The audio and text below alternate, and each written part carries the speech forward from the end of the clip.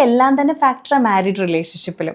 അതായത് ഭയങ്കര health conscious ആയിട്ടുള്ള ഒരു പാർട്ണർ, മറ്റേ ആള് തീരെ ഹെൽത്തിൽ ഫോക്കസ്ഡ് അല്ല, അവിടെ കോൺഫ്ലിക്റ്റ് ഉണ്ടാവാം.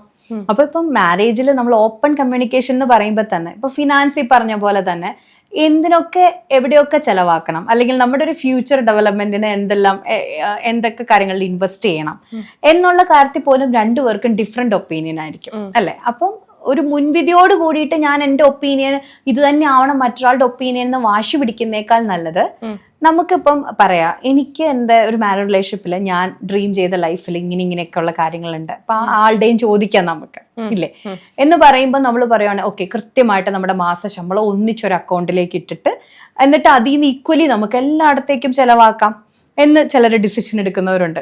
ചിലർ പറയും നിന്റെ പൈസ നീ വെച്ചോളൂ, എൻ്റെ പൈസ ഞാൻ വെക്കാം, നമുക്ക് ഈക്വലി പറ്റുന്ന പോലെയൊക്കെ. ഇങ്ങനെ കണക്കുകളൊന്നും സൂക്ഷിക്കേണ്ട ആവശ്യമില്ല, നിങ്ങൾക്ക് വേണമെങ്കിൽ നിങ്ങളുടെ ഒരു ഫ്യൂച്ചർ കണ്ടുകൊണ്ട് മ്യൂച്വൽ ഡെവലപ്മെന്റ്